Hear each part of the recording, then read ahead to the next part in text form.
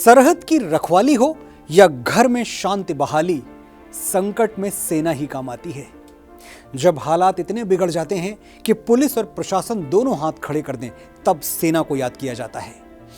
भारतीय सेना राष्ट्रीय एकता का ऐसा दमदार प्रतीक है जिस पर हर देशवासी का अटूट भरोसा है। भूकंप हो या महामारी, बाढ़ हो या सुनामी, हमारे जांबाज फौजी किसी देवदूत की तरह प्रकट होते हैं और हमें मौत के मुंह से वापस खींच लाते हैं।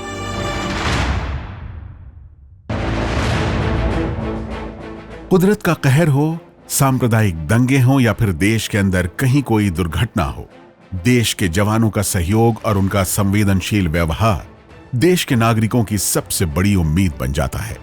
बाढ़ हो या सुनामी, भूकंप हो या महामारी, देश भर में सेना हर बार मुश्किल वक्त में नागरिकों के साथ खड़ी नजर आती है। कोविड काल में जहां सेना ने ऑपरेशन को जीत के लिए केंद्र और राज्य सरकारों की मदद की, वहीं DRDO ने दिल्ली और लखनऊ में 500 बिस्तरों वाले और अहमदाबाद में 900 बेड वाला कोविड अस्पताल बनाया था। जाहिर है, सीमा पर देश की हिफाजत करने वाली हमारी सेना घरेलू मोर्चे पर भी देवदूत बनकर प्रकट होती है। भारत की सेना दुनिया की सबसे बड़ी सेनाओं में से एक है। करीब 12 लाख सिपाही हैं हमारी सेना में, लेकिन पड़ोसी देश चीन की ताकत हमसे कहीं ज्यादा है। सवाल सैन्य बल का ही नहीं है, आधुनिक तकनीक के मामले में भी चीन हमसे 4 कदम आगे है।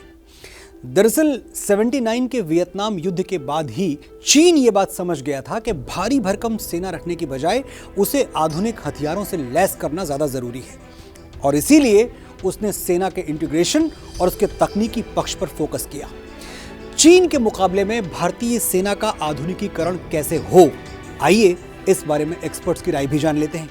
एक तरफ से तो हम टेक्नोलॉजीज यूज़ कर रहे हैं, नए नए इक्विपमेंट, ड्रोन वगैरह, रोबोट्स वगैरह इस्तेमाल कर रहे हैं, और दूसरी तरफ जो हमारे वेपन सिस्टम्स हैं जो चलते हुए, यानी कि जो इस्तेमाल में एयरक्राफ्ट्स और शिप्स हैं, एम्यूनिशन हैं, उन सब में भी नई टेक्नोलॉजीज़ के इंट्रोडक्शन से वो एम्यूनिशन बेटर हो जाता है, उसकी प्रिसीजन बेटर हो जाती है, उसकी एक्यूरेसी तो बेटर होती है, उसकी लिथैलिटी भी ज़्यादा हो जाती है।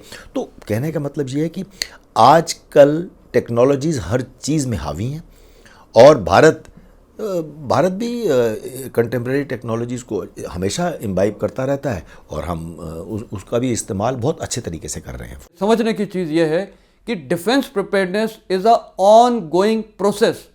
ये चलता जाएगा, और मैंने जैसे पहले बताया था, इमर्जिंग थ्रेट, दुश्मन की, उसके टेक्नोलॉजी, ये सारी चीज़ें देखते हुए और हमारी इकोनॉमिक स्थिति, तो ये सब चेंज होती रहेगी, अपग्रेडेशन होता रहेगा। तो it is a on going process.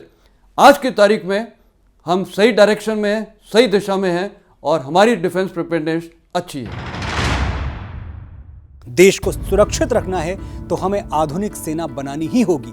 हमें उन फौजियों के हाथ और ज्यादा मजबूत करने ही होंगे जो भारत का मानचित्र देखकर एक ही बात दोहराते हैं, ऐ मां भरोसा रखना अपनी संतानों पर, हम तिरंगा गाड़ देंगे आसमानों पर।